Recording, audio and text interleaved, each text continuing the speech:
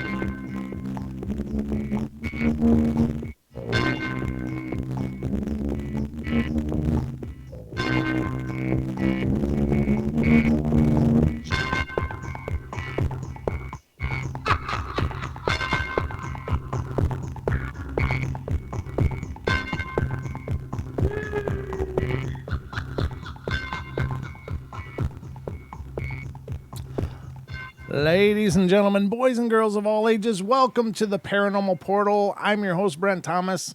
Thank you for being here on your Friday evening with me. I hope you've had an epic week and are looking forward to an epic weekend. The only thing that could make your weekend more epic is to just keep watching the Paranormal Portal, I'm sure.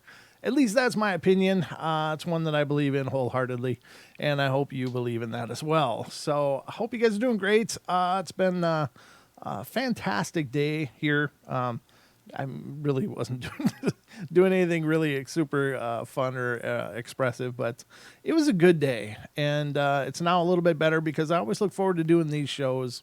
These are kind of the pinnacle of all my days in many ways. I love the opportunity to get together and talk about the paranormal. I mean, it's what I love. It's one of the things that I love anyway. So I'm glad that you guys are here with me. Otherwise, I'd feel kind of stupid. But we're all together in this. We'll all look stupid together, I guess. But welcome. And if you're new to the show, please get subscribed, follow, tune in, whatever you're doing. Make sure to spread the word about the Paranormal Portal. It helps a bunch. We don't advertise the show. It's just been word of mouth. I mean, I've never spent a dime advertising the show. And we've grown as much as we have because, people like yourselves are saying, hey, I found the show. Check it out. And people are checking us out and getting lots of great email messages and comments on the videos on our YouTube and such about, the show. And it's incredibly flattering and cool. And I really appreciate all that support. So keep it up, guys. This is definitely a grassroots kind of movement, I guess. And I'm all for grassroots. So got a lot of things to go over tonight. I just want you to know, stick around to the end of the show. We're going to have a first ever here on the Paranormal Portal. And it will involve one lucky caller. And that's all I'm going to say right now. I could just tell you, at the end of the show, I'm going to open the phone lines up for one caller to call in, and they're going to have a chance to win a Paranormal Portal t-shirt by answering some paranormal questions, not necessarily Paranormal Portal questions, but we're going to do a trivia, and one lucky person has the opportunity to win a t-shirt or a mug or just a sticker or just my thanks for participating, depending on how they do on the quiz. I think they'll do good, though. I don't think any of the questions are too awful horrible, but it should be a good time. So that'll be at the tail end of the show. In the last half hour, we'll do that. So we got 2 hours of fun ahead of us. So I think it should be a great time. But anyway, the phone lines, speaking of the phone lines will be open throughout the duration of our show tonight. And you can certainly be a part of the show. If you've got something paranormal you want to discuss, by all means, call the number. The number is 720-923-0500. Again, 720-923-0500 is the number for the Paranormal Portal. So remember that for later at any rate, because if you want to get in on that chance. And tonight we're just going to open it up for one lucky caller, and we'll see how it goes. But I can see us doing a few calls on specific nights and giving a chance for those giveaways, because I think that's kind of fun, and it's a great chance for you guys to get involved with the show, and we'll see how it goes. So no, sorry, we can't do a written version. This is just going to be a callers for tonight. But we can probably figure out an international version of this in the near future. So don't give up hope. Those of you who are out and abroad, Nessie is a listener of ours, and she's all the way from New Zealand. So it's kind of hard for her to call in, but we'll make it work. But give me time to figure out how we're going to do the logistics for that. So anyway, I tell you what, ladies and gentlemen, we got a lot of stuff to get through tonight. The first thing I thought was really interesting, and this is kind of in this new vein of kind of disclosure, kind of, I don't know, it's kind of a soft disclosure, really. I mean, there's no complete blanket, open the books, let's let everybody know that UFOs are real. But in light of the Pentagon releasing the Tic Tac UFOs, the Navy pilots that have been interviewed as having seen been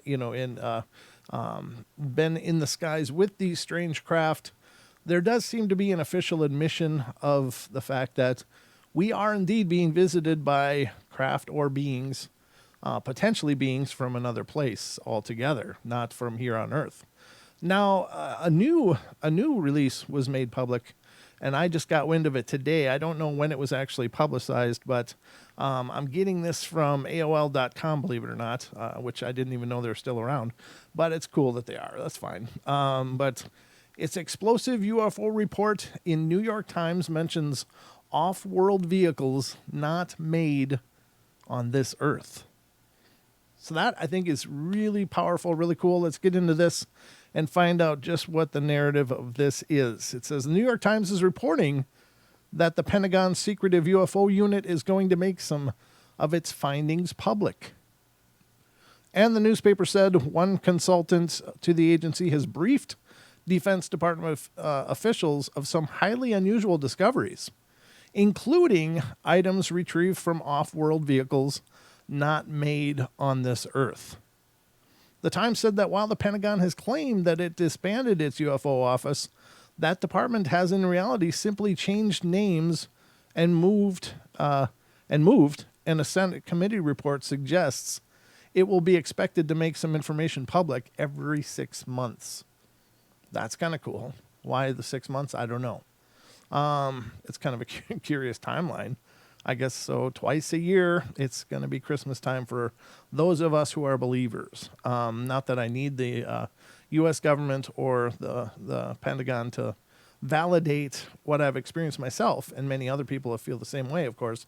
But it's kind of nice because I think for anybody that's seen the spectacular the spectacular opportunity. Anyone who's had the spectacular opportunity to witness a UFO or some anomalous craft in the sky, they don't need someone to validate it. But if you've ever gone forward and said, hey, I saw a UFO, a lot of people look at you like you're something growing on their face. You know, they're like, oh, what? Okay. But I'm here to tell you that, you know, this is real stuff. Having experienced it myself, I don't have any doubts personally. I know what I saw. I don't know what I saw. I just know that it was real what I saw. It really did happen, and I don't require official validation for that, but at the same time, it is a kind of vindication, because for so many people that discard that, like, okay, there's UFOs out there. All right, time for your meds. For those kind of people, it's really vindication for those of us that have been maintaining this stuff is happening. It's real. There's a lot of eyewitnesses, just a huge cross section of America. has witnessed these anomalous craft in the sky, and some people claim to have been abducted by them. Of course, the cattle mutilations, etc., etc. So all this evidence has been there for a long time about us being visited, and there are some people that just don't want to believe it. So it is vindication in that remark that this is an official representation of the United States of America saying, look, there's something here we don't understand. Something's going on. I guess that's kind of a validation of sorts, and that is good in that regard. So let's continue on here. Every 6 months, the main goal isn't alien spaceships, but rather something much closer to home to see its confounding sightings, including some by the military, are actually advanced technology from rival nations. The Times report, it's hints. The Times report, I'm sorry, this font is horrible. It's gray font on a white background. The Times report also hints at possible artifacts from UFO crashes, citing former Senate Majority Leader Harry Reid. After looking into this, I came to the conclusion that there were reports, some were substantive and others not so substantive, that there were actual materials that the government and private sector had in their possession, he told the newspaper. Astrophysicist Eric W. Davis, who's been a subcontractor for and consultant to the Pentagon, told the newspaper he briefed the Defense Department in March about the off-world vehicles not made on this Earth. He said he has examined some of the materials and concluded we couldn't make it ourselves. Wow. And that's fantastic. It says Senator Marco Rubio, Republican of Florida, also indicated that he was concerned that supposed UFOs could be advanced tech from foreign nations. We have things flying over our military bases and places where we're conducting military exercises, and we don't know what it is, and it isn't ours. Rubio, who is acting chair of the Senate Intelligence Committee, told CBS 4 in Miami last week. He added, I would say that, frankly, that if it's something from outside the planet, that might actually be better than the fact that we've seen some technological leap on behalf of the Chinese or the Russians or some other adversary that allows them to conduct this sort of activity. He said that the objects in these sightings exhibit potentially technologies that you don't have at your own disposal, making that a national security risk. The military's encounters with possible UFOs have come under intense interest in recent years, since several of the videos were leaked in 2017 showing encounters with fast-moving objects, including one given the name Tic Tac because it looked like one of the candies. This object is still not publicly identified, dropped from 60,000 feet to just 50 feet in a matter of seconds. That part drew our attention was how it wasn't behaving with the normal laws of physics, pilot Chad Underwood told the New York Magazine last year. Underwood filmed the Tic Tac encounter. The military has since confirmed that the footage is real and formally declassified it in the spring, but hasn't said little else about it. The Navy told UFO researcher Christian Lambright in a Freedom of Information Act request that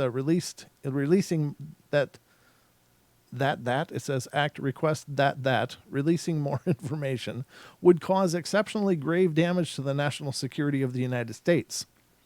To the Stars Academy, a company founded by former Blink-182 frontman Tom DeLonge, I'm not a big fan, which has worked with to reveal UFO information and helped expose the 2017 videos, celebrated the newest developments. ITSA welcomes the increased transparency and is steadfast in our mission to educate public policymakers and support continued interest and engagement of this topic, the organization said via Facebook. So it's not quite a blanket admission, but at least it's steps in the right direction, I think. Now, is it important? Yeah, no, maybe, I don't know. But I think if people could at least get on the same page about it, it would help a bunch, because for the longest time, and I'm pretty convinced that there was just a psyop involved in all of this. It was a psyop. It was, regard everything, every claim like this with laughter, with, with casting aspersions, with mocking, and in order to belittle those people. And it's funny, in any group situation, if there's somebody doing that, there seems to be a trend for other people to jump on that side. They don't want to be the butt of the joke.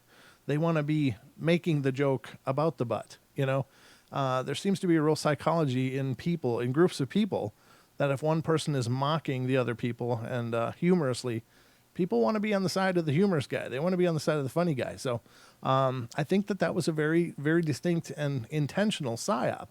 It was meant to cause people to scoff at the notion of these otherworldly things and, tinfoil hats and so on and so forth. So if we could all at least get on the same page about it, like, look, there's these things out there.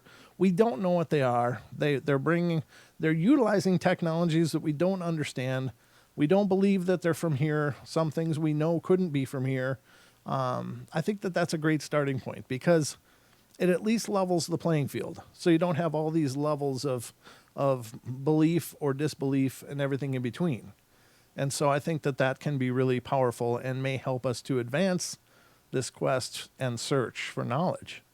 At least I think so. Again, who knows how it'll all pan out. It's at least something, and it seems to be steps in the right direction. So I'm encouraged by all of this, because we need to move forward.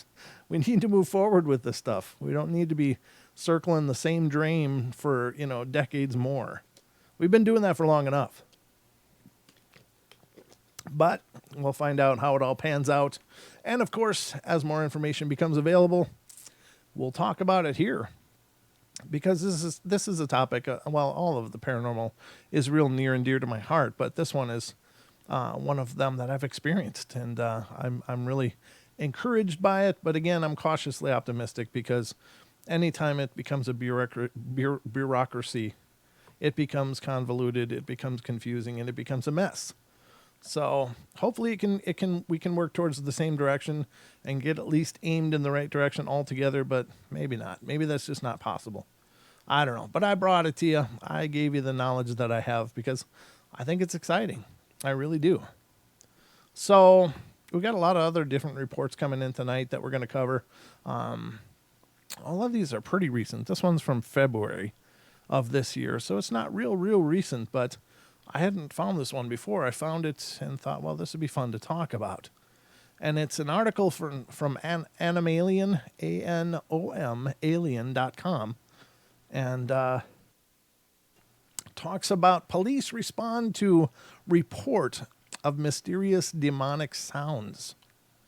Well, for any of you out there that have heard some of the sound files that are out there, there's lots of different ones out there. There's one that's a personal favorite of mine. I'd play it for you, by favorite, I don't mean that I love the sound of it. In fact, I've heard it hundreds of times, and it still makes my stomach twist and turn, and it's just awful. It's just awful. But it's so powerful and so disturbing that I think it really might truly be a representation of a demonic sound, or at least some kind of extraordinarily tormented spirit. But, again, it's hard to tell unless you've collected the evidence yourself. But there's lots of EVPs out there that have been captured during, research expeditions by different paranormal researchers that are absolutely troubling. And I can tell you that, if you were to hear those with your naked ear, I think everybody within the realm of sanity would turn and go a different direction. I just think whatever these sounds are, they're so horrible and tormented that it's you don't want to be there. You want to be away from there. Whatever the hell that is making that sound, it's not something that draws people to it. It's something that pushes people away from it. And are there demonic things? Yeah, I think there are. I think that's got to be one of the hard things about, potentially being in law enforcement, and especially, there's plenty of tough things about being in law enforcement nowadays, of course, but I think having to respond to this kind of stuff would be really troubling. But it says on February 13th, officers were called upon to investigate a very strange incident in Pueblo, Colorado. Reports, and this report comes from Boing, BOING.net. The baffling event took place at about 3:30 a.m. and saw workers at a local branch of McDonald's call the emergency services after being spooked by demonic sounds. The sounds, described as strange language along with a terrifying barking, came from an unidentified screaming woman, according to the report. The incident shaken the employees so much that they refused to leave the building until the next morning.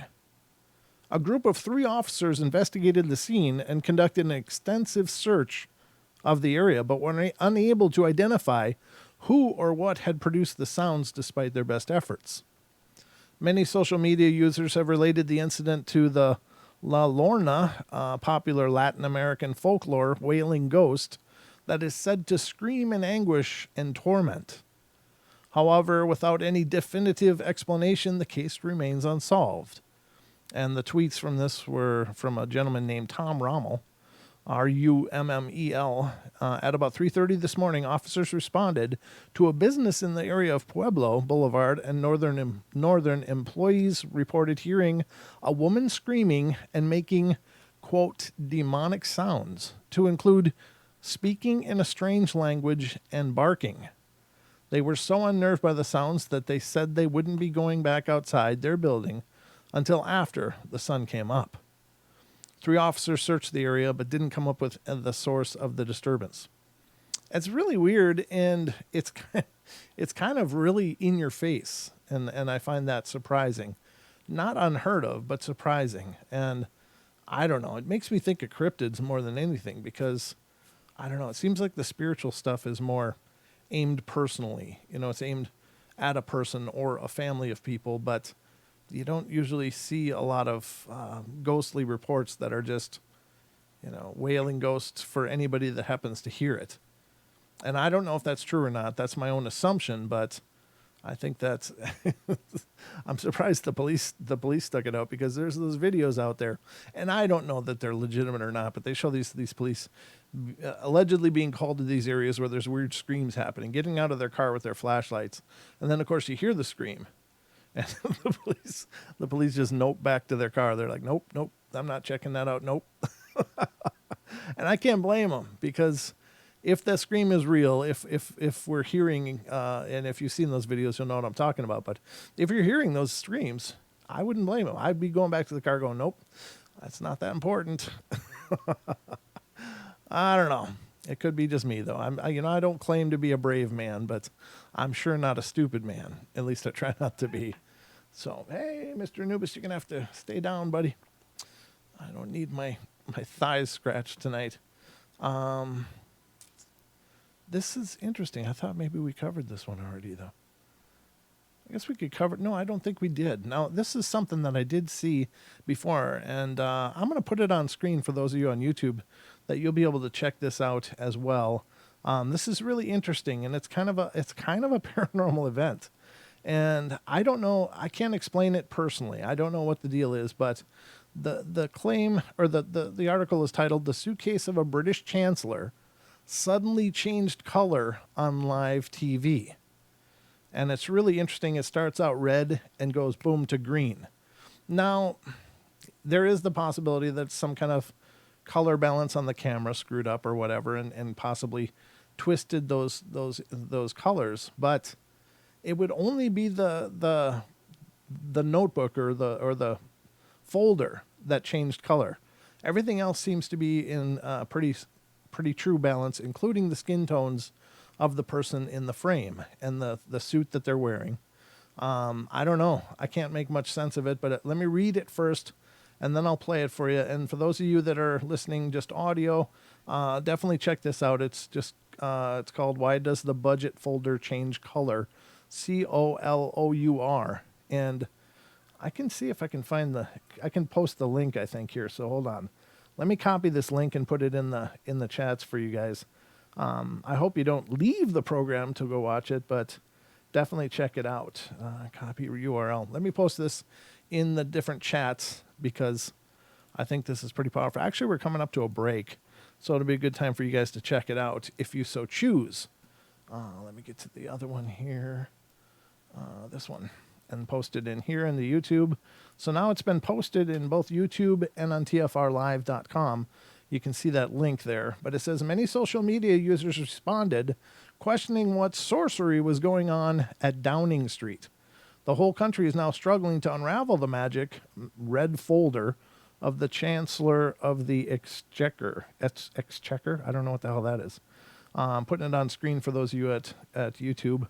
It says some believe it was edited by producers to make a point, either on climate change or the coronavirus outbreak, or it has not stopped social media users sharing the video hundreds of thousands of times with many questions.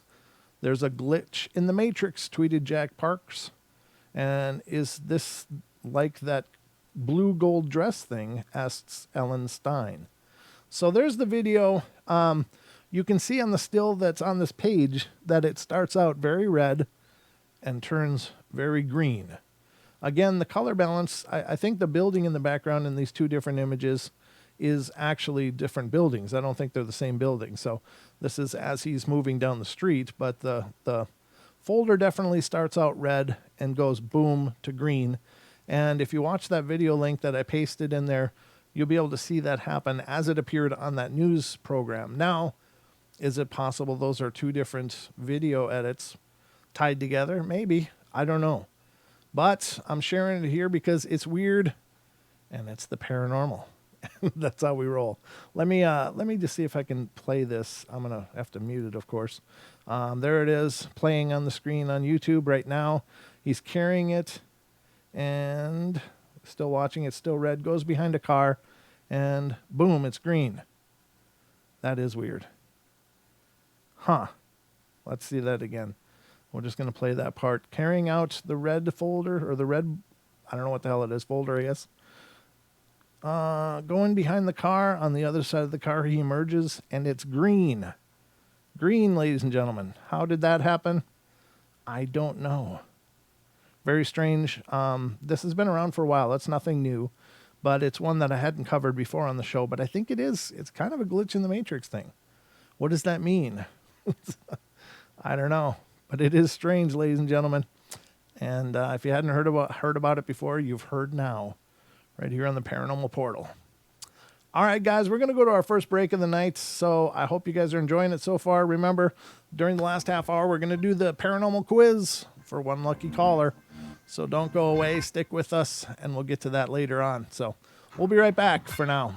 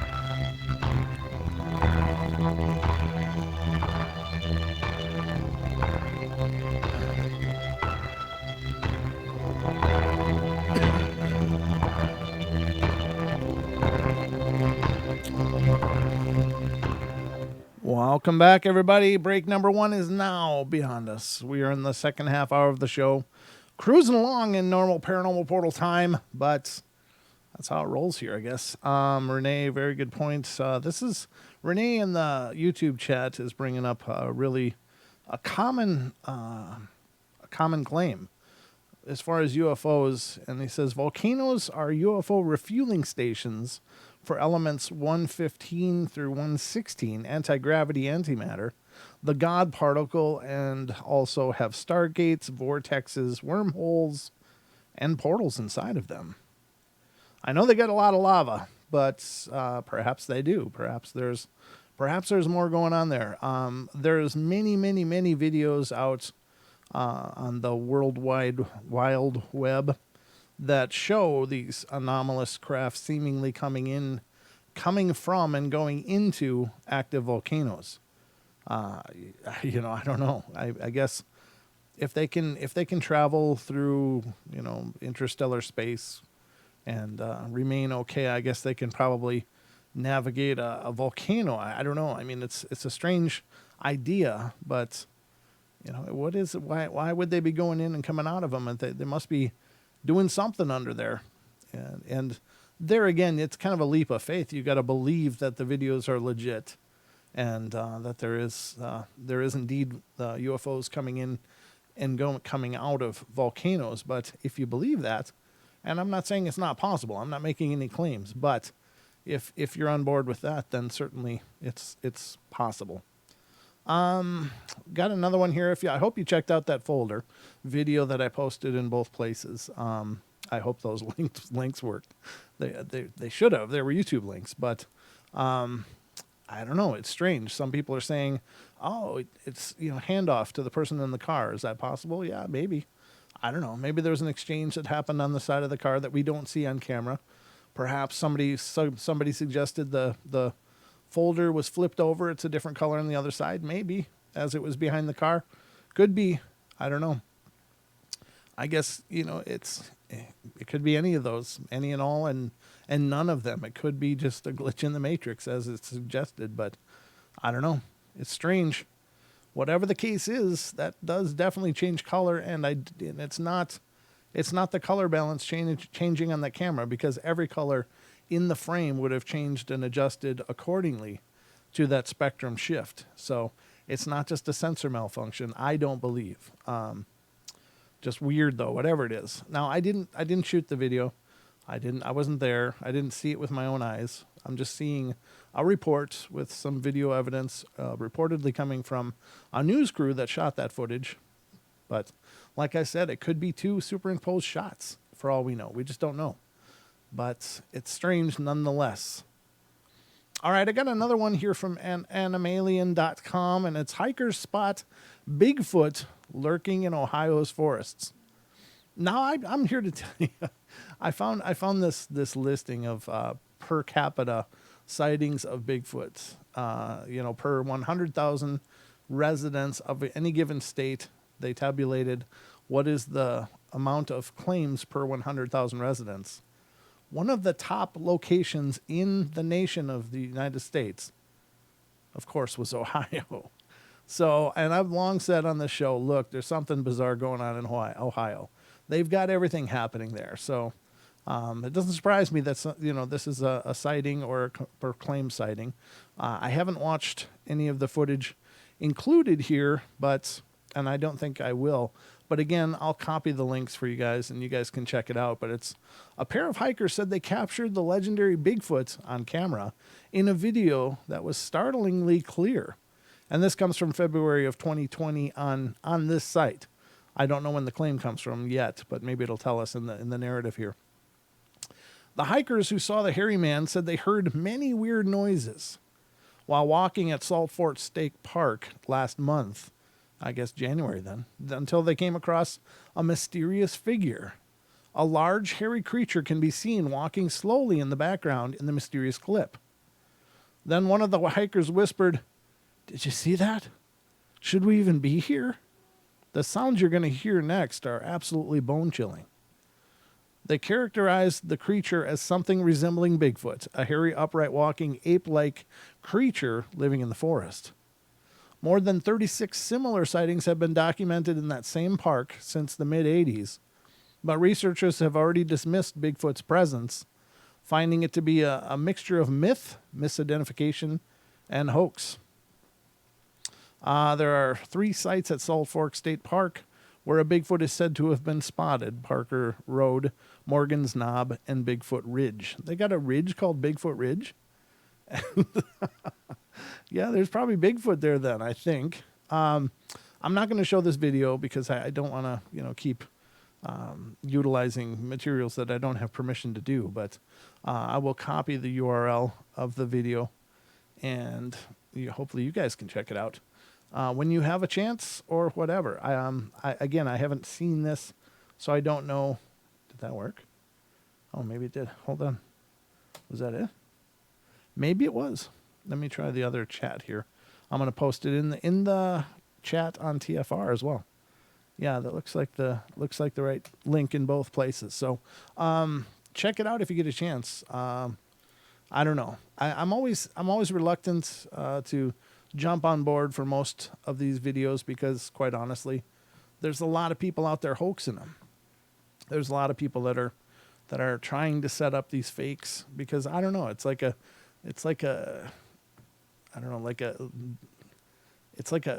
status thing or something. I don't know. And it's really troubling because there's a lot of people out there giving, their blood, sweat, and tears to this, trying to substantiate it for everybody. And then there's people that do that try to release these bogus videos in order to just make fools out of people, I guess. I think that must be humorous to them or something. But whether it is or isn't, I haven't seen the video, so I'm not sure. I'm just bringing you the report because I think these things, they are out there. There's no question. Again, in the U.S. alone, the only state that has no Bigfoot sightings on record is Hawaii. So if that's true, then they are literally everywhere, and they're doing just fine, living right on our fringe. So, oh Jesus, that's got to be a fake. Okay, yeah, there's lots of different articles in here, and I skip over most of them because, it's too hard to try to validate any of it. What was this? Oh, that's a different one. Sorry, continuing on here, but this one sounds weird. This one I'll probably show the video for. And these I'm a little skeptical of too because obviously it's not real hard to fake this kind of thing, but let's just see. Is there a video for this? Yes, there is. I'm gonna put this one up on the screen as well because there's a few of these floating around, and I think probably most of them are hoaxes, if not all of them. But it is a phenomenon that people have reported, so I don't doubt that it can happen. But I don't think it's, I think it's extraordinarily rare that it does happen. But it says mirrors are a vital part of everyday life. I guess I should tell you what the article is about. It's father's video reflection of his son in the mirror moves slower than himself. And of course they show on the top that the head of the child does turn, but the reflection is still pointed the same way. Now, we'll get into this a little bit, but mirrors are a vital part of everyday life, but they are actually pretty scary when you think about them, really. There's something odd about an object that lets you see a perfect reflection of yourself, imitating everything you do. Perhaps the most creepy of all, mirrors continue to reflect all that you do, even when you don't look. And there are so many disturbing and mind-bending mirror tales out there, and the latest addition to this list is this one. It's Nasrullah Napi, a Twitter user, posted a rather creepy video of his son sitting in front of a mirror. I was enjoying myself playing PUBG, I don't know what the hell that is, when my wife asked me to go get my son, and I thought, well, there's nothing, but once I saw the video, I was scared. Mirrors are said to be capable of trapping souls, and many pictures show that mirrors may take on a life of their own when we don't pay attention in the most disturbing way possible. Whether the video was real or edited, many may agree it's creepy. Well, there's no doubt it's creepy. the whole idea of the reflection doing something different than the source. Yeah, that's creepy. But let's take a look at it, I guess. I'm going to keep it muted here. And we're watching it on our screen here on YouTube. Now that was weird. That was weird motion. I think most definitely this is faked. Just because the speed of the reflection, it speeds up in order to catch up with the original where it's resynced. Yeah, that's ridiculous. This is definitely not legitimate. In fact, they looped the activity of the reflection. Now this is just video editing, ladies and gentlemen, unfortunately.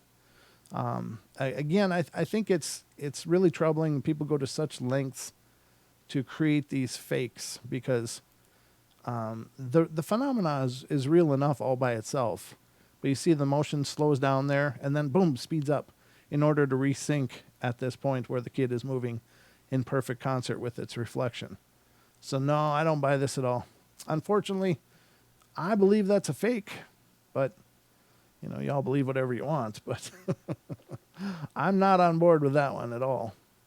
The motion speed is completely different between and it's looped for the reflection. So they cut it out, they masked it. There's a thing called masking in video editing and in graphics where you mask an area that you want to remain untouched, and then you cut out another area and you can put whatever you want in that other area to play along with the masked area. Now, the masked area is kind of like a painting term.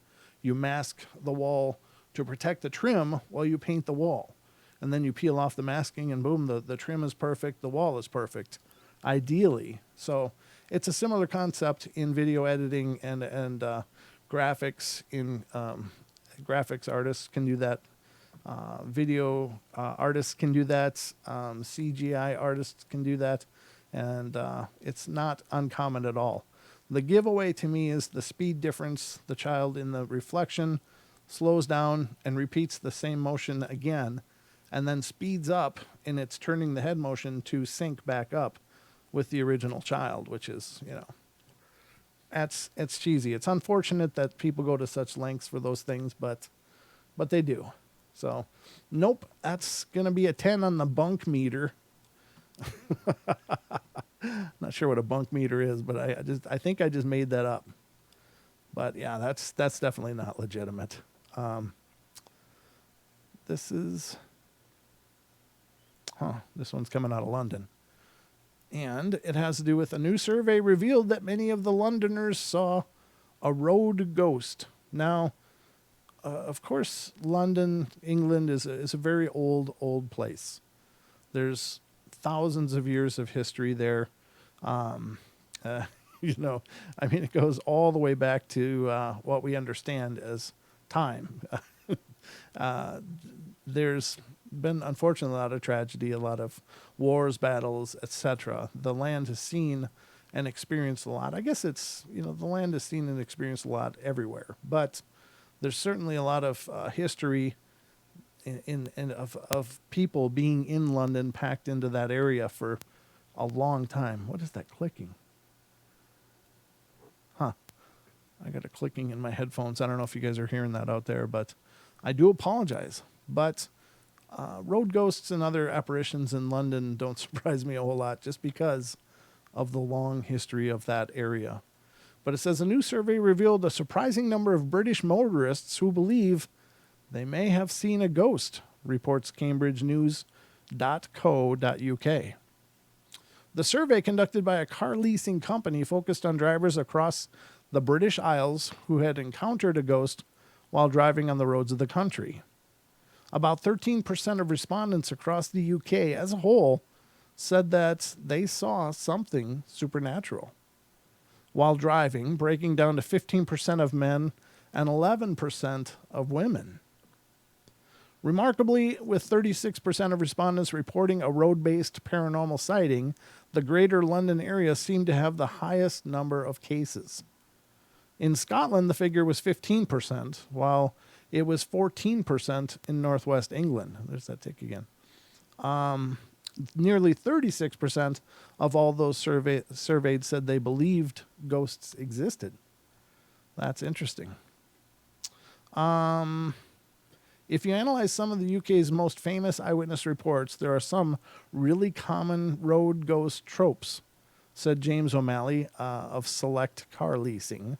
One involves drivers who believe that they've accidentally collided with a pedestrian, only to find the mysterious casualty never to be found, having seemingly disappeared into thin air. Others involve the dreaded phantom hitchhikers who thumb a lift only to disappear without a trace from the back seat of the startled motorist's car. I think that would be horrible. Because you let them in your car. What, are they still in there? Are they just invisible? What's going on? That's creepy. But, yeah, that's not an uncommon claim. And even here in the U.S., there's lots of those phantom hitchhiker stories seeming to, have to do with the young maiden who dies in a car crash and then is forever hitchhiking her way back home. That's a common thread. Now, the thing I find interesting is that same story repeats an awful lot in many different locations. So either many different locations have experienced the same kind of tragedy and the same imprint, the same kind of haunting, or does the fact that people believe in those things create the experience? Are people manifesting these experiences because they expect them? I really do believe there is something to that, at least in some of these cases, that people create their own haunting experiences. I think people are capable of that. I think that we are very strong manifestors of our reality. And so if you believe that you're driving on a haunted road, if you've heard a story of some haunting that's very common there, and maybe the conditions have to be just right, but could you manifest your own apparition? And I think, yeah, it could be. I think it makes perfect sense. Lord knows there's got to be plenty of lost spirits out there, and I'm not trying to diminish that point, but I do think that we do create some of this stuff ourselves. I think we can manifest incredible things if only, we believe we can. So is that a huge story? No, but it's interesting, and it's paranormal, so it fits. I'm not going to miss this one. I'm going to skip that one. Because, by the way, ladies and gentlemen, on the 7th of next month, we're going to have Deb Varner back on, and she's going to be doing readings for callers to the show. So she was going to come on last month, but it was during the same time we went to Coloma, so that didn't work out. But Deb will be coming on the 7th of next month to do readings for lucky callers to the show, free readings. So if you want to peek ahead at what's coming up in your life or in your world or what's going on, or maybe a tip or advice on some situation you've been wrestling with, Deb has an incredible track record of helping people that have called into the show. I've gotten so much response from people who've called in and really rave about Deb and her guidance. And a lot of people have called back in and said, Deb, you were absolutely right. This, and this happened. You said it would, and it did, or you said this was going on, and it was. And so she's the real deal. She's a sweetheart of a person anyway, but she'll be coming on the 7th. Mr. Germer. Deb, she knows too much.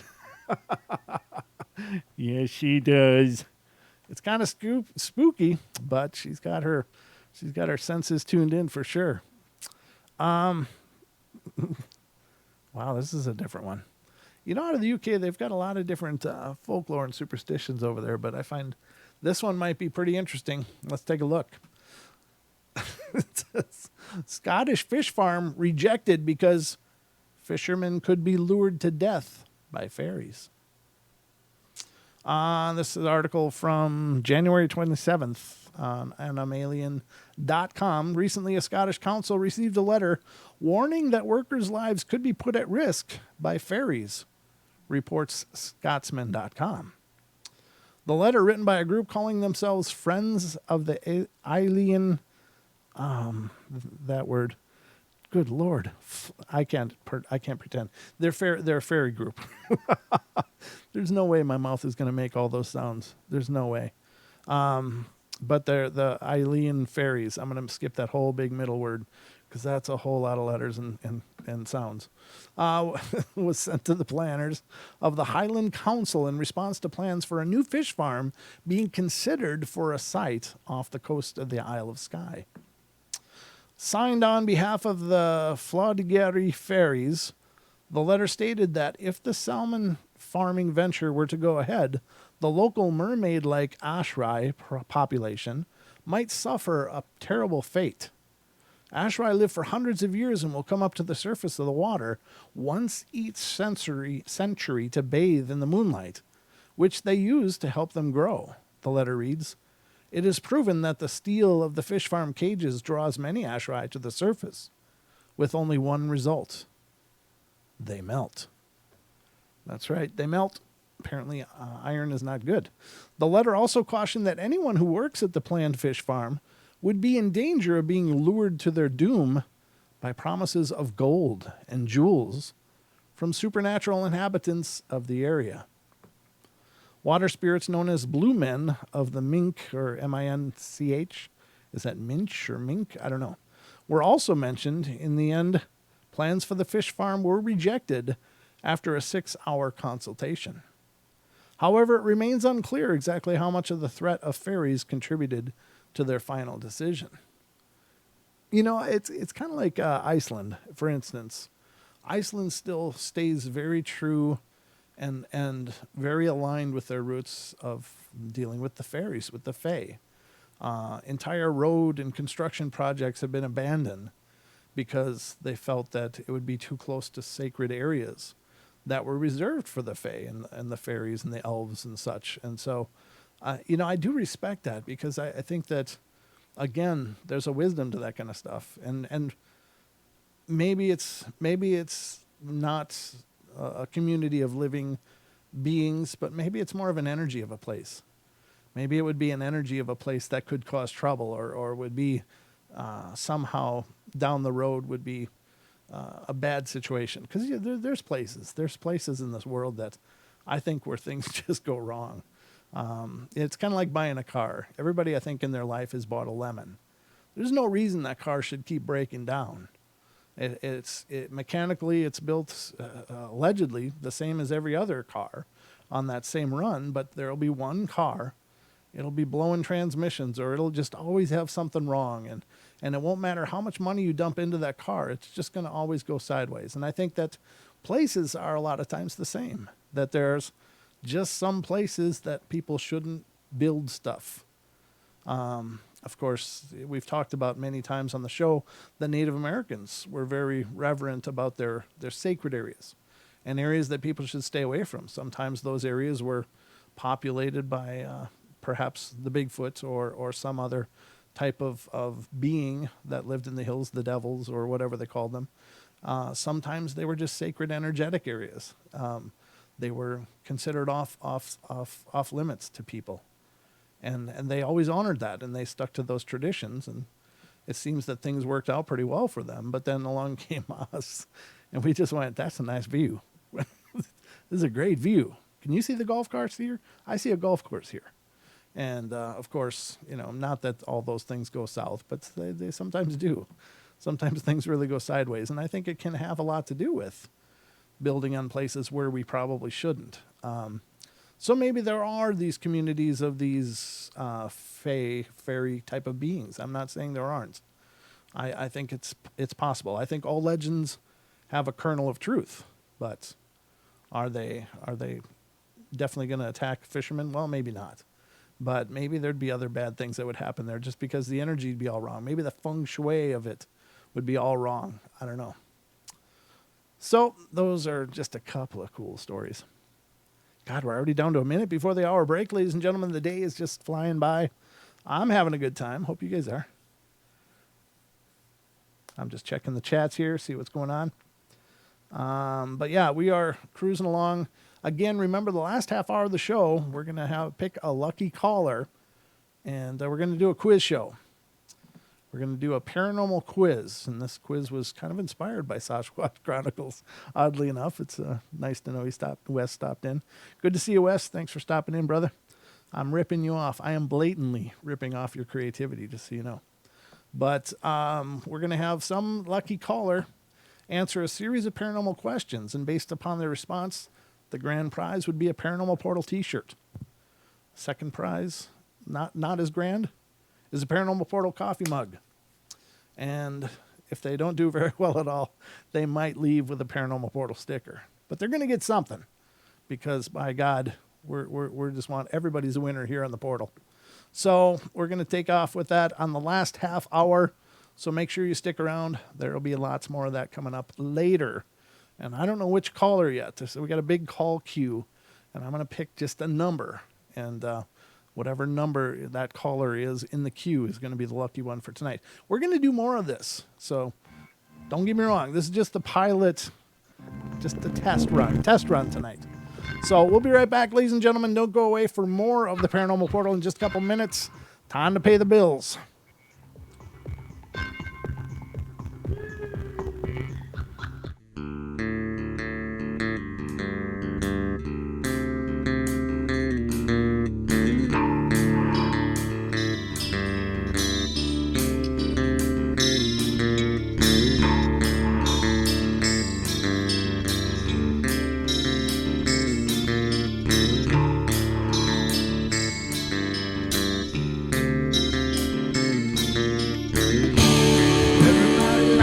Play their games. Everybody loves to place their bets.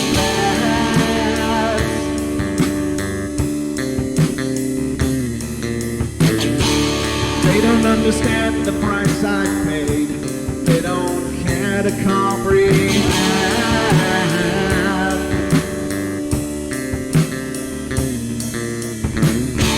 Trace their lines upon my body, dripping scars across my heart.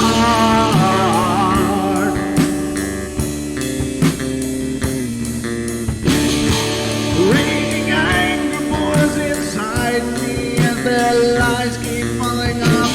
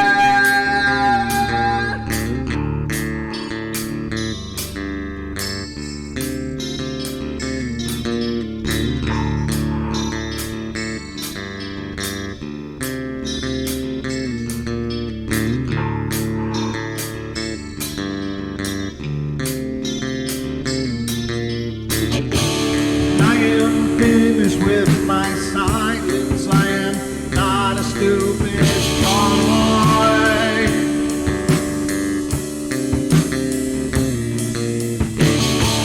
No more breaking me with kindness, just you dance upon my joy.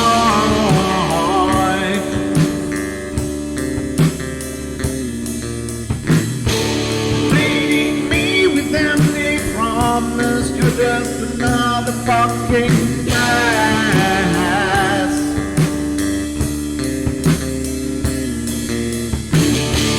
Taking off the slice of my sanity, just make sure that you're well fed.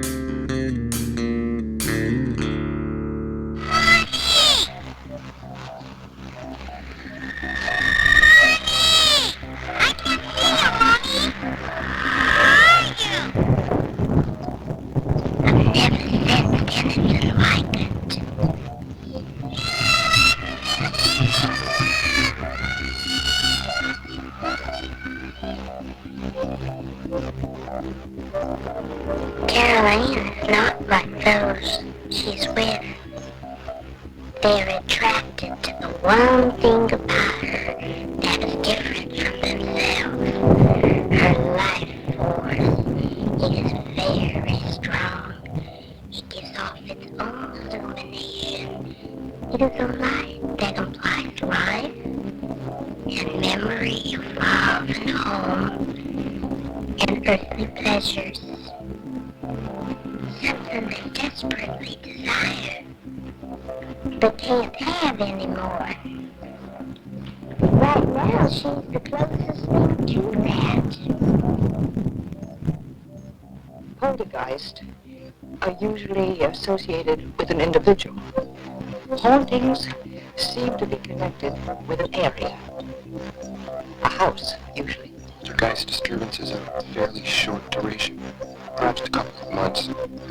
Hauntings can go on for years.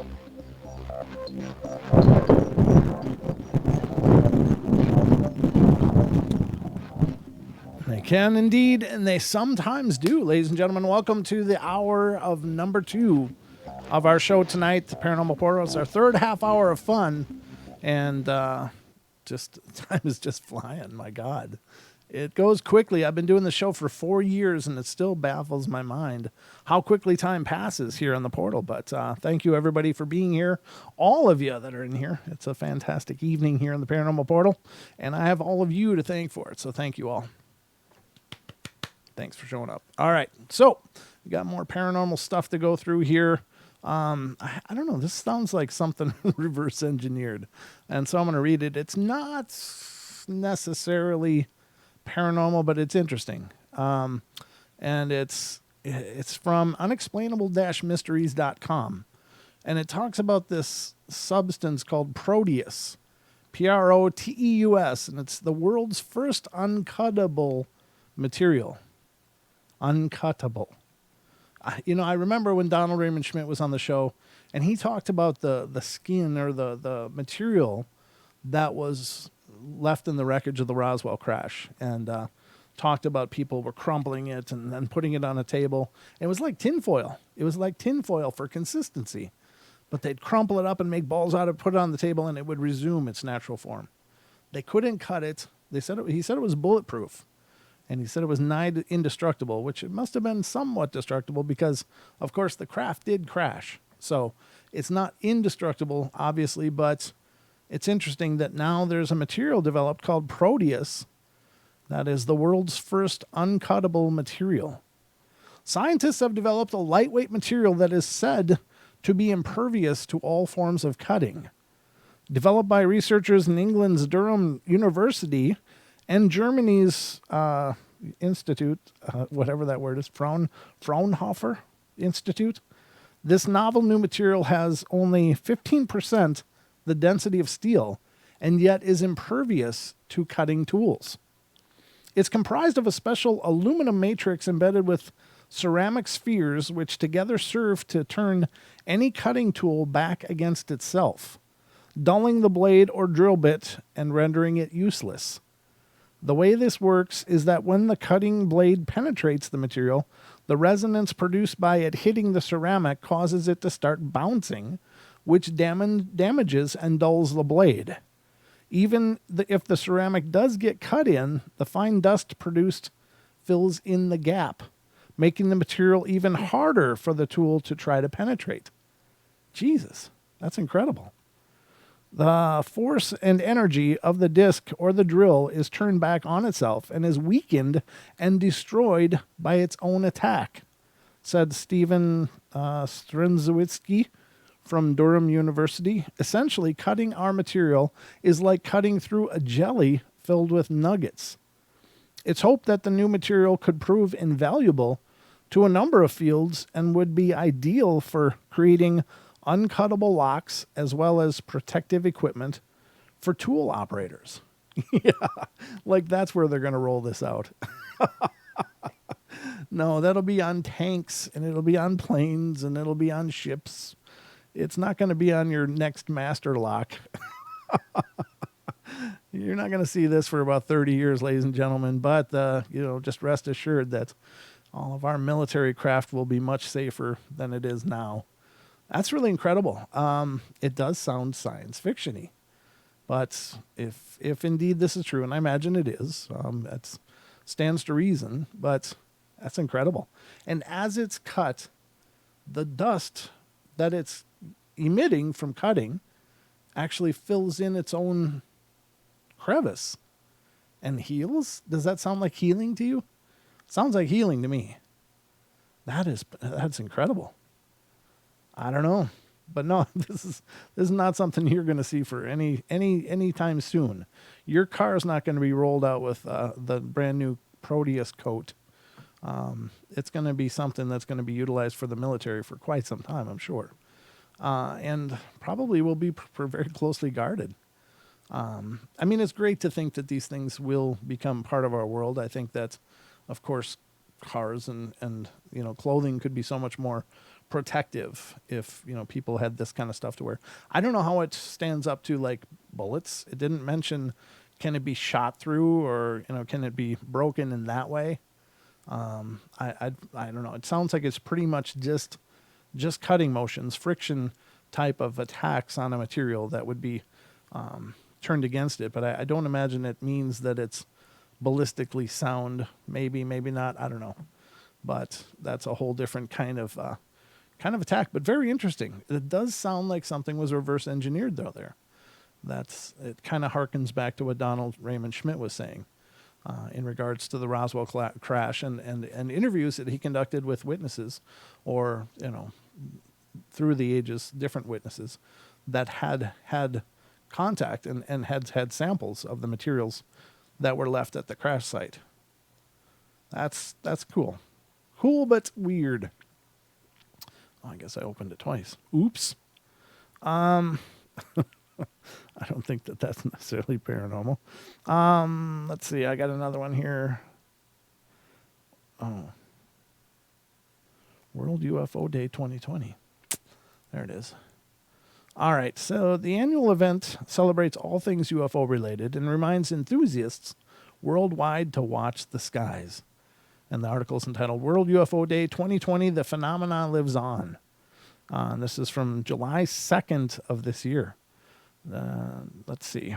It says, intended to help raise awareness for the undoubted existence of UFOs, World UFO Day is a special event for UFO enthusiasts and researchers, as well as for disclosure advocates who are attempting to encourage world governments to reveal what they know about UFOs.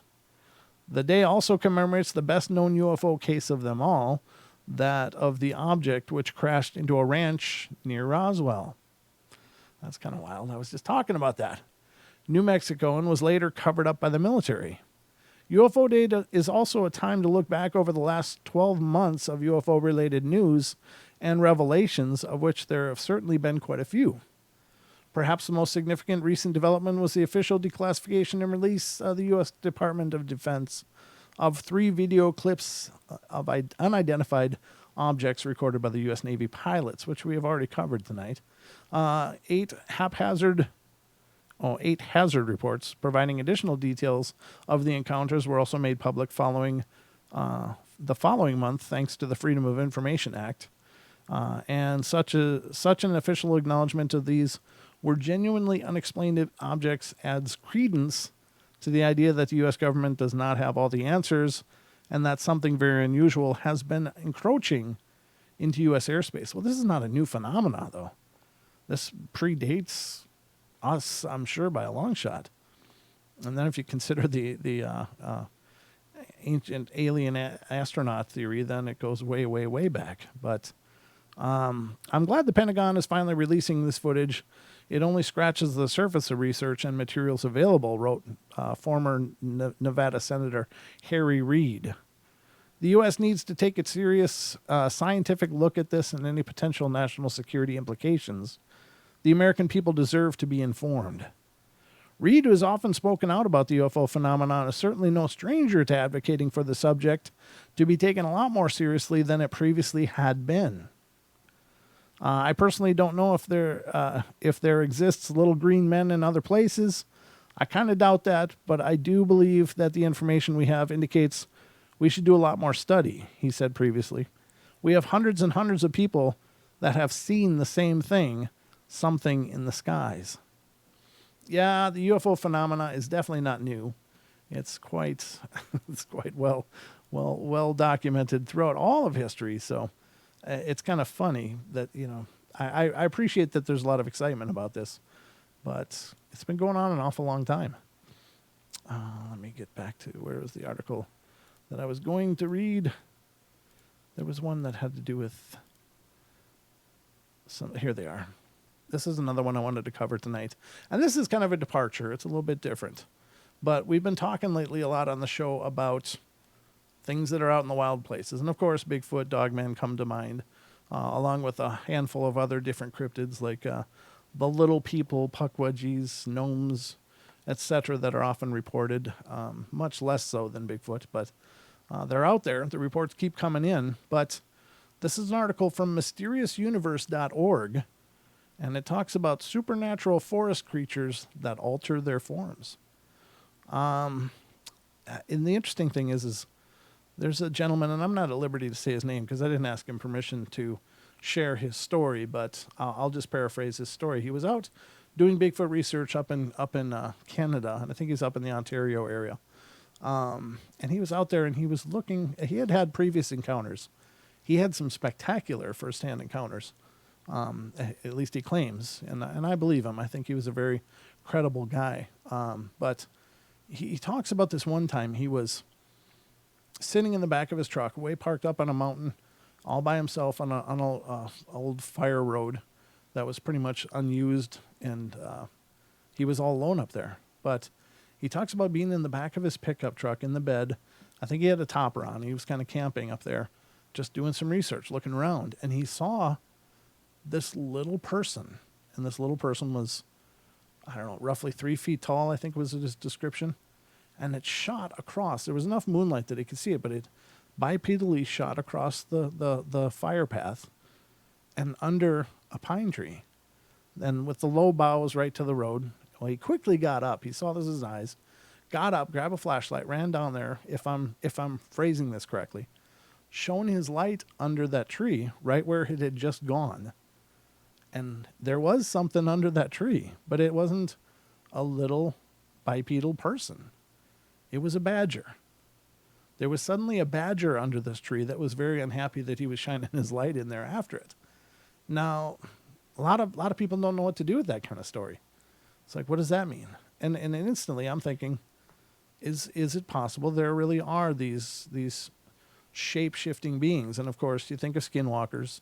There's lots of different takes on this kind of thing where there are beings that can change their appearance. They can change their entire physiology in a very brief amount of time and appear completely different than they had previously. So is that a technology? Maybe. Is that a spirituality? Maybe. I don't know. I don't know what to do with those kind of things personally because it goes so far beyond what I can wrap my head around.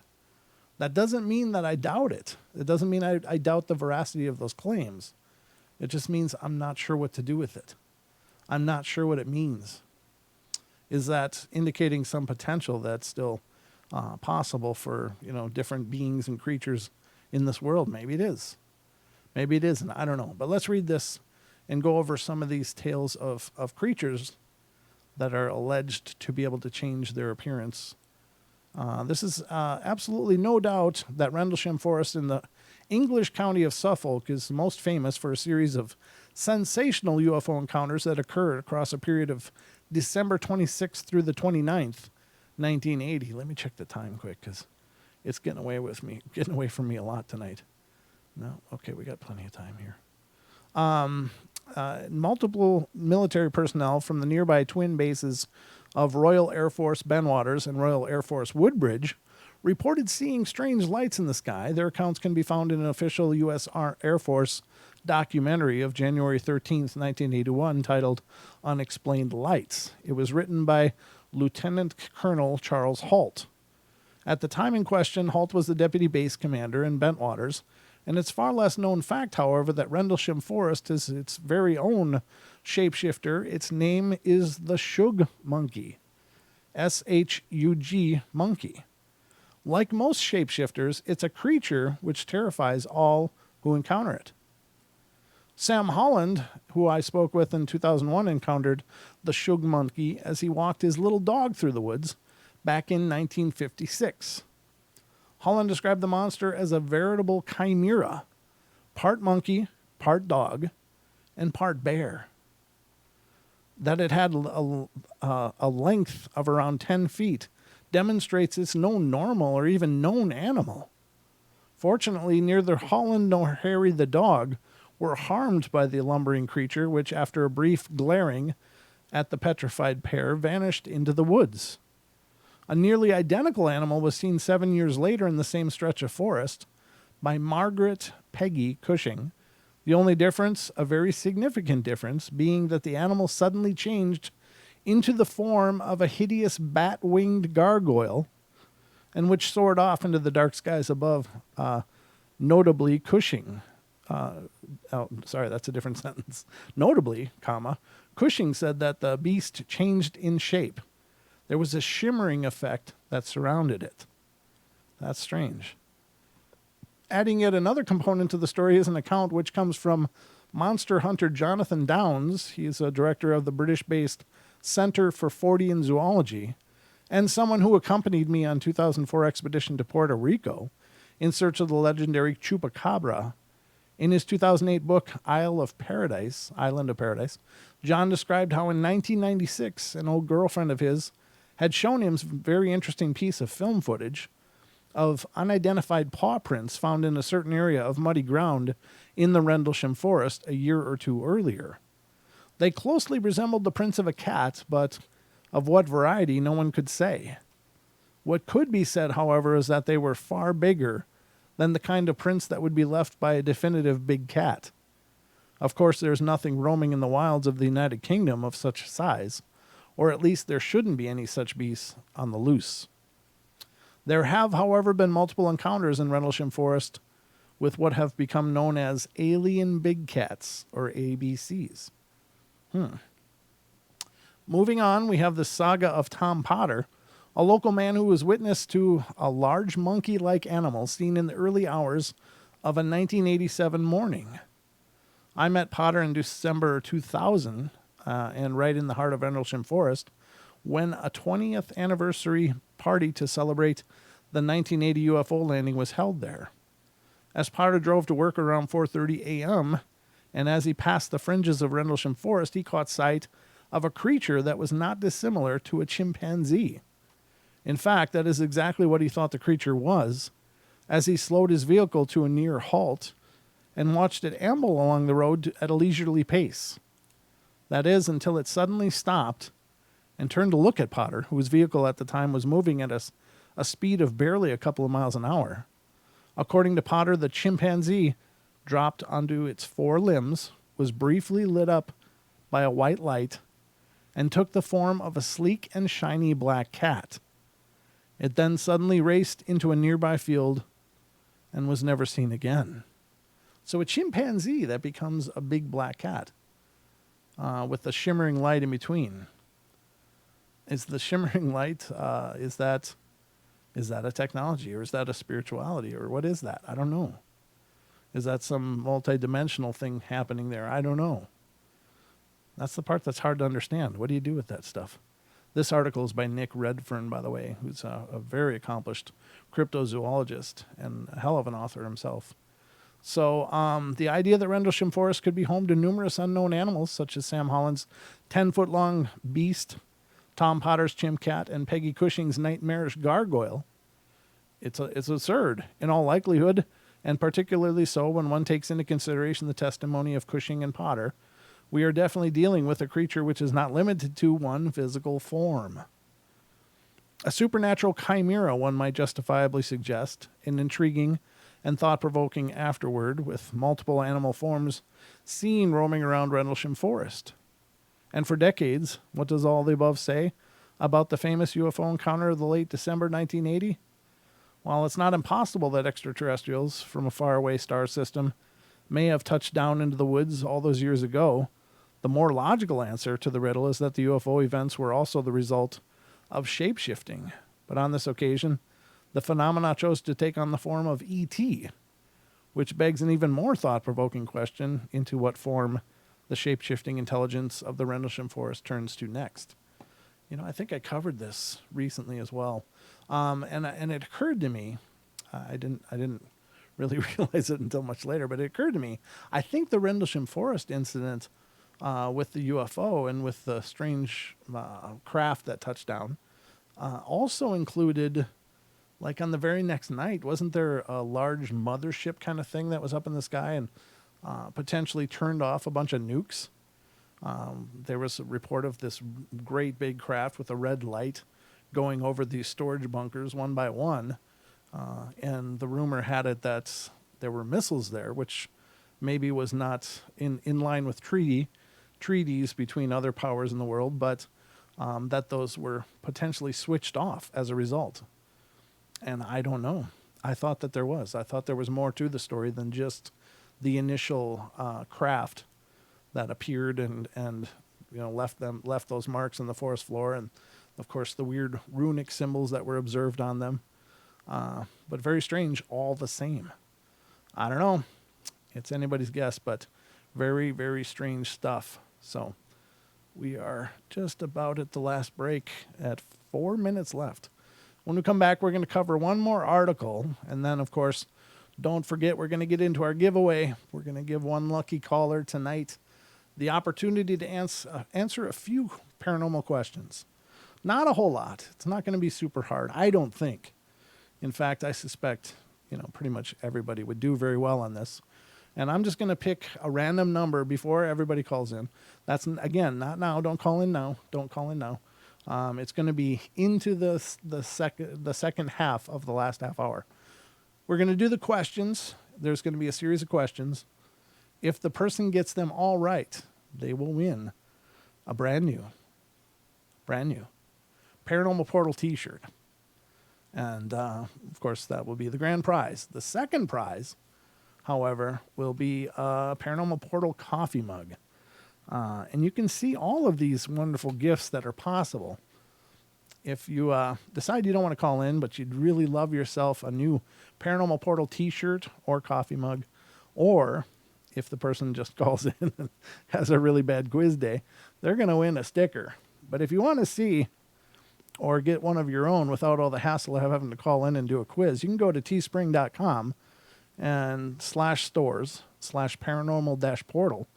And the link is in the description on our YouTube channel, so you can always find it there. But you'll see some of the fine options available. Paranormal Portal t-shirts of varying design. And it's paused. There we go. And a brand new one on the bottom. That is the Paranormal Podcast t-shirt, which is lovely. And then the rocker design that Don came up with. Fine work. Then there's a few different versions of the coffee mug. Of course, the person can pick whichever one they want. And lastly, of course, is the Paranormal Portal sticker, which is a beautiful representation of the greatest logo in all of podcasting and paranormal entertainment, in my own opinion.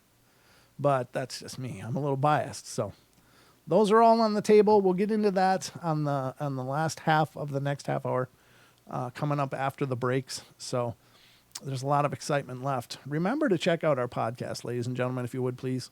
It helps us out a ton, and we really appreciate all of the new listeners we're getting there. We are on Stitcher now, which is huge for us. That was a big step. And we're pretty new there still, so if you do listen on Stitcher, please leave us a review if you like the show. We'd love that. If you don't like the show, never mind.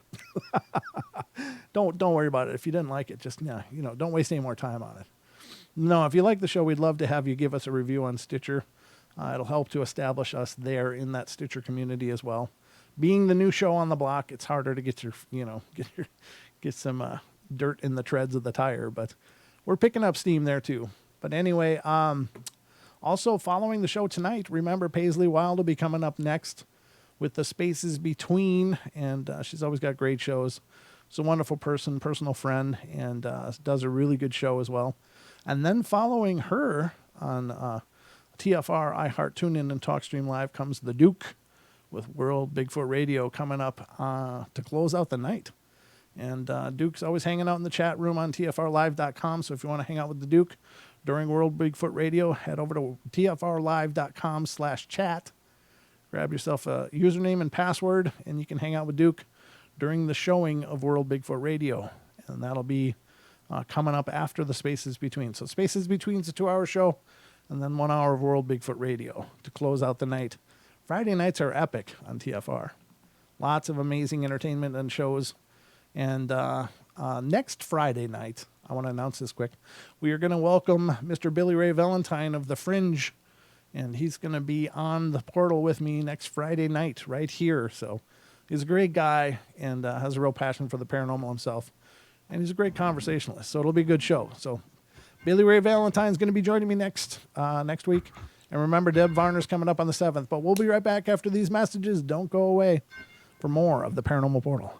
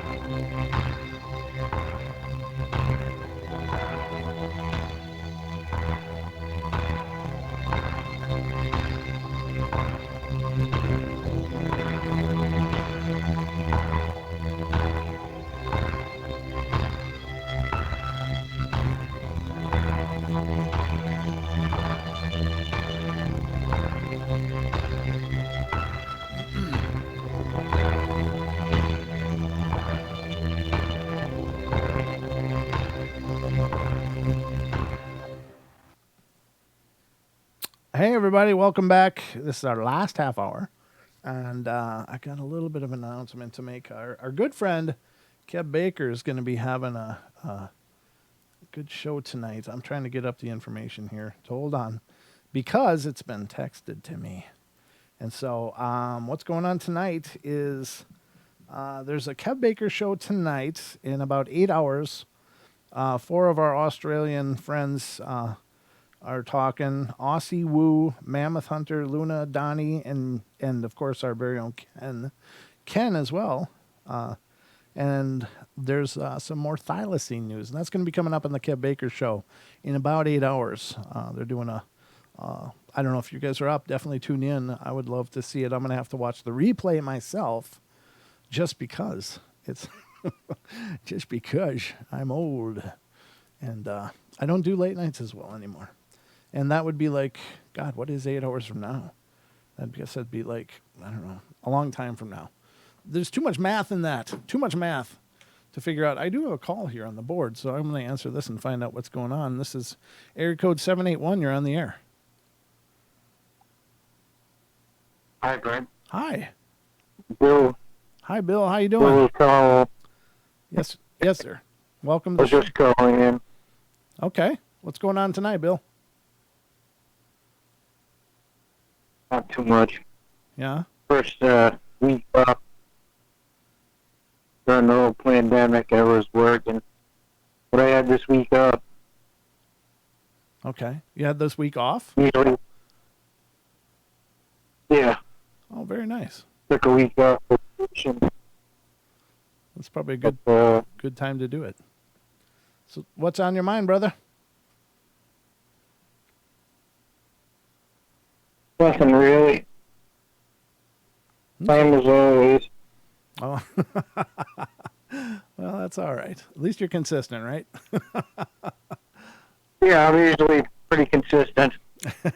Usually going on and on about the Great American Hoodwink and Bill Gates and the Mark of the Beast and stuff. All right, brother. Well, thank you for calling Ad in. nauseum. Okay. Hey, thanks, Brett. All right. Good stuff tonight about Rendlesham and stuff. All right. Well, thank you, brother. I appreciate you listening, and thanks for tuning in. Very interesting. All right. Have a good night. Thank you. Okay. So, back at it, ladies and gentlemen. So, anyway, we're going to continue on here and see what we can dig up for the last little section here. I had another one that I was going to read. I got to find it again. Okay.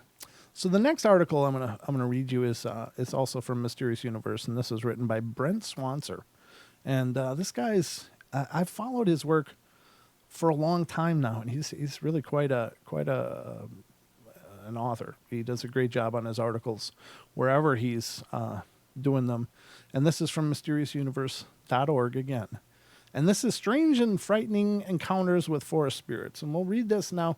We're going to read this stuff for about the next, let's see, let me look at the time here, because I want to make sure we got plenty of time at the end. We're going to read this for about the next 10 minutes or so.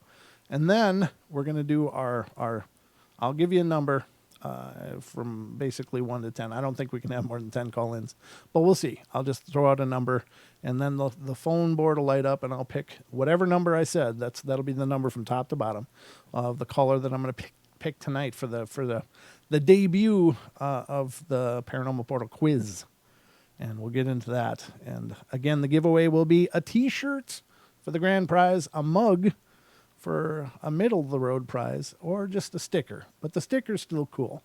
It's all cool stuff. I hope you feel that way. And for whoever calls, it's free. So all you got to do is be on the air with me and answer some paranormal questions, none of which I don't think are really hard, but they'll be fun all the same. So stick around, tune in, and we'll get to that in just a few minutes. So, strange and frightening encounters with forest spirits.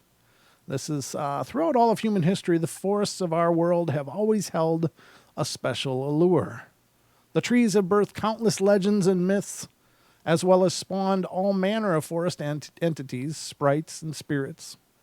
Just walking amongst the tranquil woods, one can feel why this might be so, as it's a place that holds an almost mystical quality to it, sometimes even seeming like a place we don't even belong in at all. Over the ages, there have been many tales of encounters with the supernatural, denizens of the woodland of our world, but here we'll look at some that take it on a rather frightening quality to show that the forest can not only propel wonder, awe, and myth, but also fear. You see why I love this guy. He does a great job. He really sets up the game and then hits a home run. Some of the most spectacular encounters with strange and unsettling mystical forces in the forest are those of accounts that describe seeing sorts of spooky wood spirits or perhaps even demons. That's interesting. As soon as I read that, my mind went back to when Dean Harrison was talking about the stakeout that they did, where his friend saw an incredibly demonic face in the fork of a tree, and Dean was laying down in the car out of sight. And his friend just froze and then screamed.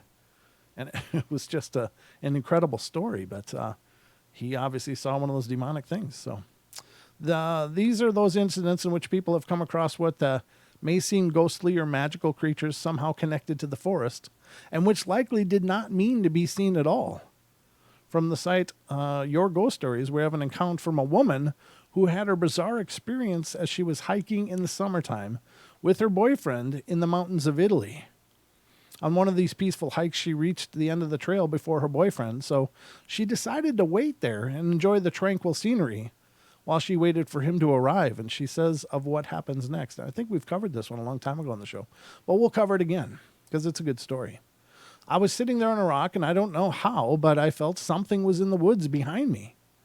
Behind me, there was a precipice, not very deep, though, and the forest would cover the end of it and all around. I stood up and tried to see it, if there was something down there, and that's when I saw it. I still get shivers when I think about it, and deep down, there was a chamois, Chamois, a beautiful one with long horns. I got excited because I rarely see one, and I was looking at him from behind, and his fur was light brown, and he had a black line that went from the neck to the tail, but something was very wrong with it. And that's when I froze. His front legs looked like they didn't end with a normal cloven hoof, but had 3 fingers at the end of his front legs, similar to a bird's claw, but not that sharp. And the back legs seemed normal, and I could see it because he was walking very slowly and calmly through the vegetation. And then I noticed with great horror that his face seemed flat. There was no muzzle. I couldn't look at him directly in the face, but I couldn't see his forehead and nose that should have been there. It just wasn't. Thinking about it now, I really wished I had seen his face just to see how the eyes and mouth were organized. He disappeared into the pine shadow, and I was still there, shocked, when my boyfriend finally arrived. I told him what I saw, and of course he didn't believe me. He just laughed. I know it's not scary, and it can even be funny if you think about it, but a chamois with an eagle leg and a flat face. I thought about it at the time we were descending, and it was so weird.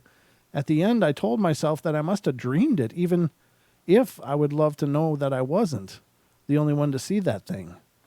I like to think it was a deity who took the form of a chamois, or chamois. I'm not sure how to pronounce that for sure, but I think I'm close. There wasn't any village in the mountain's feet, so I couldn't ask if someone else had seen that too, or if someone knew anything about that weird animal living in the forest. Well, this is not some normal animal forest, so did she happen to come across some forest spirit or deity, as she suspects? Or was this all a strange hallucination? So the next one is coming from a Reddit story. It claims that at the time he had been in the wilds outside of Houston, Texas, in what he describes as an isolated patch of forest by a creek. He'd set a hammock up that evening and was relaxing and listening to the sounds of the night when the strange came for him. He explains his experience. This night it was dark, like extra dark. I think the moon was covered up, but there was still enough city light to create a dim atmospheric glow. And I heard some movement, definitely coming my way, where I was on the creek. And it didn't seem as cautious as most of the other animals, which kind of startled me. Whatever was coming my way was ballsy. I don't think I had my knife at the time, so I think I grabbed a stick and listened quietly as the sounds got closer. It kept walking in my direction, but I couldn't barely see a thing. And eventually it got pretty close. I could faintly see a silhouette. This wasn't an animal I had ever seen before. It was white with long legs, too tall to be a hog, and definitely not a deer. It just stood there, staring at me, as if it was pissed that I was in its spot or something. I don't think I made any sudden movements or anything, but just sat there looking, trying to figure out what it was. Eventually it went back into the forest, and honestly, even with how much I go through those same patches of woods, I've never seen it again. I was thinking it was a wolf or a coyote, but this thing was white, like white enough to see him in almost pitch black darkness. And he had long legs and real dignified demeanor, like he just stared at me, not scared at all, before he calmly disappeared. I ain't seen nothing like that before, and I ain't seen it since. Nor have I seen any footprints or anything that really seemed to indicate of what it was. Just long legs, white fur, and really calm, dignified demeanor. The witness also describes the feeling of a sense of power and menace from the entity. One odd account comes from Reddit poster who says that his experience happened in the White Mountains of New Hampshire, which are a rugged portion of the northern Appalachian Mountains of the eastern United States. And he claims that at the time he worked at the Appalachian Mountain Club at the visitor center, and that he would often stay there after hours. And this is when he'd begin to notice something rather odd in the nearby wilderness, and this would escalate into the truly terrifying, he says. Let me just check the time. 13. I guess I should probably go to the quiz. I'm going to pick this one up tomorrow. Well, I'm going to finish this one tomorrow on tomorrow night's show with Don. But I guess it's time, ladies and gentlemen. So randomly, I'm going to say caller number 7. So right now, 720-923-0500 is the number. Again, 720-923-0500. Caller 7. If I don't get 7 callers, we're not doing it. So if you'd call that number, please take a moment. But we gotta get rolling on it soon, because I want to make sure to get through all the questions and pick a winner. But it's going to be caller number 7 tonight. So far, there's no calls. This may backfire. Crickets. There's one call. Got 1 on the board, 2 on the board. All right. Still more. 3. There comes 3. Good job, guys. Again, 720-923-0500 is the number. Got 3 calls on the board currently. If I don't get up to 7, I'll pick a random number of the ones that we do have. There's 4, 5 callers. I'm going to give it another 30 seconds, and I'm going to 6. And who is going to be our lucky person tonight? 1, 2, 4, 5, 6. I'm going to give it another couple seconds. Somebody just hung up. So the next call that comes in, you will be our lucky caller. Unless it's the same person who calls it. Another one hung up. There it is. Okay. This is coming from Wentzville, Montana. Okay, we got the call. I think area code 626, you're on the air. 636. Hello? Rather. Hi, how are you? Hi. Good. Welcome to the show. Thank you. Who am I talking to? This is Rob. Rob, how you doing, Rob? Welcome to the show. Rob Smith, yeah. You are the lucky caller tonight. Are you ready for a paranormal quiz? I'll try my best, man. All right. Well, that's all we can ask. And you are actually the beta test for this, ladies and gentlemen. This is the first time this has ever been done on the Paranormal Portal. This is one of those things that That's not the first time I've been hamstered. When you say hamstered, I had something whole different come into my mind. All right, let's move along from there. All right, so we got Rob on the horn, ladies and gentlemen. Rob, I'm going to ask you a series of paranormal questions. Let me get my notebook handy here so I can write down how you're doing. There aren't going to be too many of them. I'm dumping crap on the floor. It's perfect. Just a perfect paranormal kind of thing for the Paranormal Portal. But I'm going to ask you a series of questions. They're multiple choice questions. So, there'll be options to hear the right answer. If you don't know it right off your head, just wait until I finish the question, and then we'll get to this. Now, at the tail end of the show, Rob, what I want you to do is email me your mailing address. And if you do win the shirt, your shirt size, and whether you'd like a black shirt or a white shirt. I think those are the two options we have. So, Rob.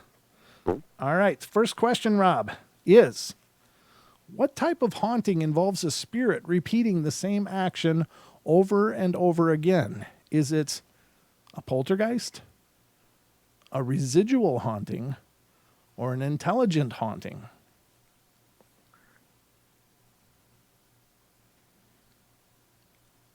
Residual haunting? Yes, you are correct, sir. You've got one right off the bat. You're doing great, brother. All right, the next question is a common term that's used in the paranormal. It says, what is the original German meaning for the word poltergeist? Is it 1, noisy spirit, 2, seductive spirit, or 3, violent spirit?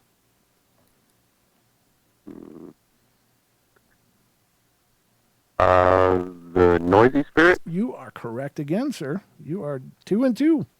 You're rocking this quiz, brother. Nice job. All right. Paranormal. You're in the right place, brother. You're in the right place. Next question. What is a doppelganger? Is it 1, a subterranean ghost? Is it 2, the double of a living person? Or is it 3, a UFO spotted during World War II? That's the double. You are correct again. Wow. 3 for 3. You're doing amazing. Well done, sir. All right. This one's going to be a little bit tougher, but I think you'll know this one. What does the acronym ESP stand for? Is it external soul projection? Is it extrasensory perception? Or 3, extreme spirit phenomena? I'm going to go with the extrasensory perception, Alex. You are correct, Good. sir. 4 for 4. Fantastic. Okay. Now, one more. You have one more question. You ready for this? Number 5. This is for all the marbles, brother. For a brand new Paranormal Portal t-shirt. All right. I love that. I love that excitement in your voice. All right. What does the acronym NDE stand for? Is it A, near-death experience, B, non-destructive entity, or C, necromancy detection experiment? Let me know if you want me to reread it. I'm going to go with near-death. Near-death experience. You are absolutely correct, sir. 5 for 5. You have just won yourself a brand new Paranormal Portal t-shirt. 5 questions, 5 correct answers. Nothing too hard, right? Well, it wasn't too bad. So how many of these did you know? Yeah, or how many didn't you know, but you just had a gut feeling? I was pretty 50-50 on all of them, I think. Wow, good. Yeah, I mean, I'm kind of paranormal myself. Well, you got you cued into that paranormal vibe, and you got all 5 answers correct, so that's perfect. So what I want you to do now, if you wouldn't mind, is to email me again your mailing address. And if you go over to teespring.com, definitely, we're just talking about a t-shirt here. so don't pick out a hoodie or something, but look up, look at our Teespring site and give me a shirt, the t-shirt you want, the size, and the color. I think it's either black or white. I don't think there's any other colors. There might be, but give me the size, the design, and the color you want, and we'll get it mailed out to you as soon as we can. Excellent. All right, brother. Well, thanks awesome. for playing. I'm rock it with pride, too. You are the first one to do it, and you got 5 for 5. You did fantastic. So thank you for participating. I appreciate that. You did amazing. And ladies and gentlemen, this concludes our first ever Paranormal Portal quiz. Rob was our guinea pig, and he rocked it. And he's walking away with a brand new shirt. So, T-shirt, winner, T-shirt, winner. All right, there we go. All right, Rob, thanks for calling in, brother. All right, take care, and I'll look for your email. All right, remember to send it to paranormalportalradio@gmail.com, okay? Okay. All right, Rob, thanks, and have a good night. I'll do that now. Thank you. You too. All right, see ya. All right. All right, ladies and gentlemen, and thank you to all of you who had called in. I really appreciate that. I imagine you guys all called in for the giveaway, the quiz. But I only was prepared to run one quiz tonight, so I don't have any other questions pulled up to run more than one tonight.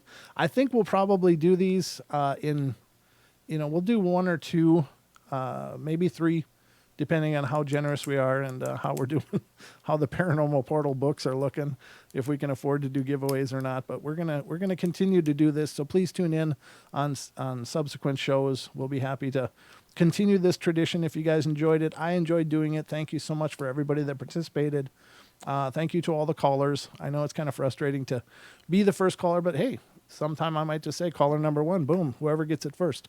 But I thought I'd pick a different number tonight just to, make it a little more fun and to see what kind of reaction people would give me, because automatically people are going to be like, caller number 1, what the hell? There's no way I can get it that fast. So they don't even bother. So I picked a higher number and we did get there. So thank you guys for that. I appreciate it. And we're going to continue this tradition, and we will do more and more of this, as well as other giveaways for sure. This is definitely a part of the portal that I want to continue. So thank you to all the people that were on the call board.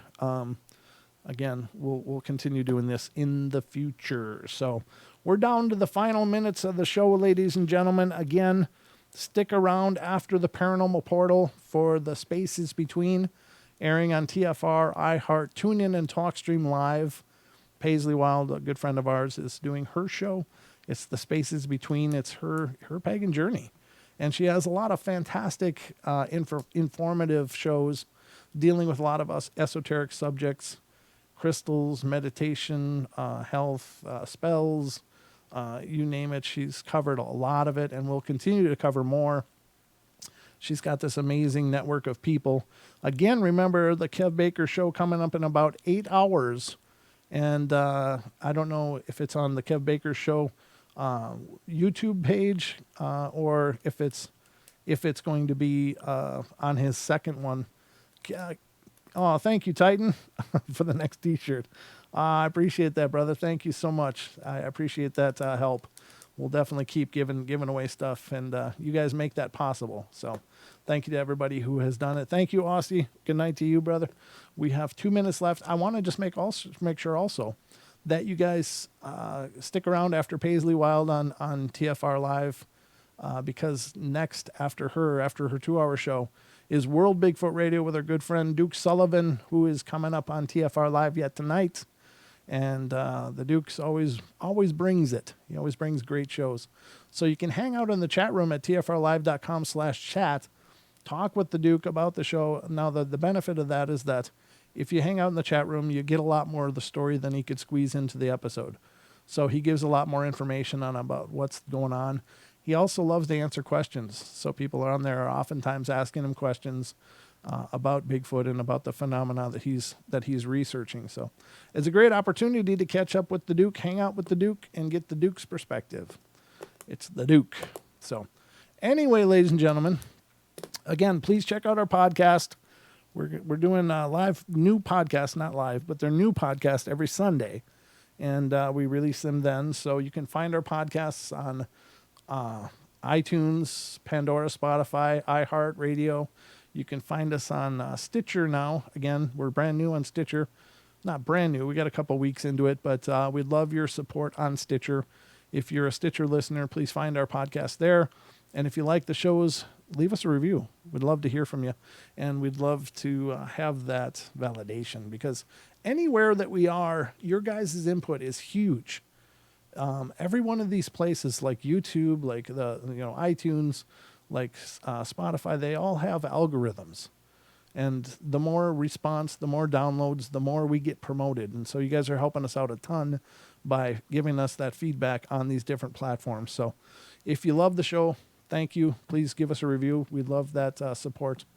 But I think that about wraps it up for us. So I just got to say, I love you all. Be good, be kind, be nice. Take care of each other. Help each other out. Find the magic in every day. And remember to laugh as much as you can. Don and I will be back tomorrow night for more of the Paranormal Portal. So we'll talk to you then. Good night, everybody. And sweet dreams.